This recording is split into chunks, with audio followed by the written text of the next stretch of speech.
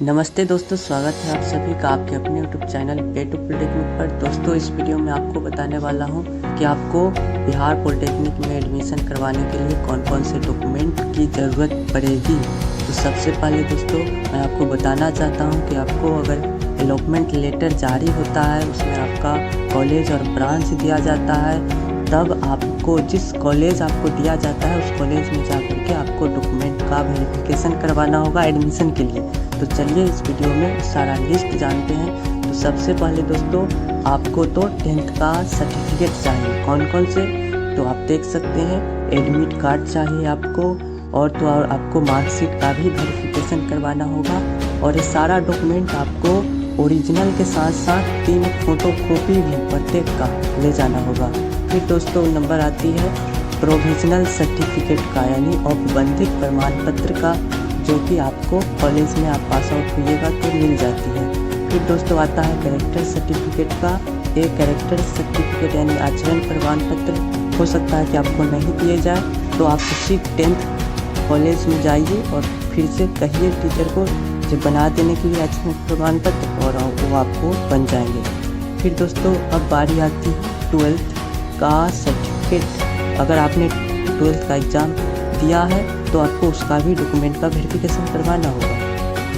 तो यहाँ पे आप देख सकते हैं आपको देने होंगे marksheet, admit card, provisional certificate और कैरेक्टर सर्टिफिकेट।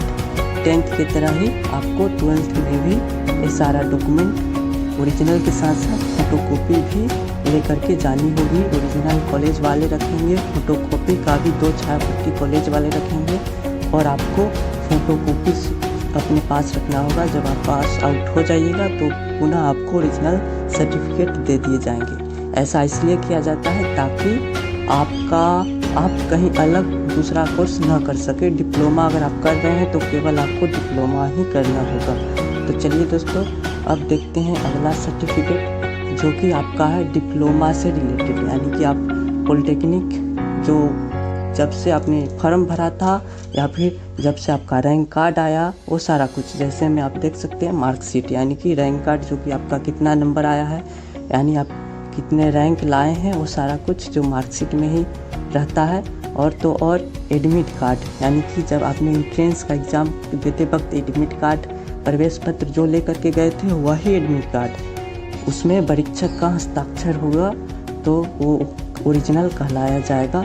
फिर आपको 10 फोटोकॉपी की ज़रूरत होगी एडमिशन कराते वक्त ऐसे, और वही फ़ोटोकॉपी जो आपने डिप्लोमा में फॉर्म भरते वक्त दिया था आपके एडमिट कार्ड पर होंगे वही। ऐसे 6 कहा जाता है, लेकिन आपको जितना अधिक हो फ़ोटो उतना आप बनवा लीजिए, क्योंकि आपको 6 सेमेस्टर तक वही फ़ोटो देने होते हैं। फिर पारी आती है पार्ट ए और पार्ट बी हार्ड कॉपी का। ये ले जाना बहुत ही ज़रूरी है। जी हाँ दोस्तों, पार्ट ए और पार्ट बी को ले जाना बहुत ही ज़रूरी है। ये आपके तब मिलते हैं जब आपने एग्ज़ामिनेशन फॉर्म भरा था। एग्ज़ामिनेशन फॉर्म यानी कि डिप्लोमा एंट्रेंस का जब फॉर्म भरा था उसी वक्त 6 पेजों का शायद आया होगा, उसका भी आपको प्रिंट करवा करके ले जानी होगी। फिर बारी आती है दोस्तों कॉलेज चॉइस फिलिंग लिस्ट, यानी कि अभी आपने कॉलेज चॉइस फिलिंग कुछ दिनों पहले किए होंगे, उसका ही लिस्ट आपको प्रिंट करवा करके ले जानी होगी। और दोस्तों फिर आती है बारी अलॉटमेंट लेटर की। अलॉटमेंट लेटर यानी कि इसी में तो आपको कॉलेज और ब्रांच दिए जाते हैं। इसी अलॉटमेंट ऑर्डर को आपको लेकर के जिस कॉलेज आपका दिया जाता है उस कॉलेज में तो डॉक्यूमेंट का वेरिफिकेशन होता है, तो ये ले जानी है। फिर बारी आती है दोस्तों verification slip along with biometric form. जब आपका फर्स्ट काउंसलिंग होगा तो आपको बायोमेट्रिक फॉर्म भी दे दिए जाते हैं ऑफिशियल वेबसाइट पर। आपको पता चल जाएगा और उसे अभी आप डाउनलोड कर सकते हैं। अब दोस्तों बारी आती है अगला सर्टिफिकेट, जिसमें आप देख सकते हैं आपको आधार कार्ड ले जाने होंगे। ये आपका ओरिजिनल नहीं भी हो तो भी काम चलेगा। कास्ट सर्टिफिकेट ओरिजिनल होना चाहिए, यानी कि जाति प्रमाण पत्र। इनकम सर्टिफिकेट भी आपका ओरिजिनल के साथ साथ छाया प्रति भी आप करवा के ले जाइए। और मैं सलाह दूंगा कि सारे डॉक्यूमेंटों का आप 3-3 फोटोकॉपी तो करवा ही लीजिए। तो आय प्रमाण पत्र हो गई।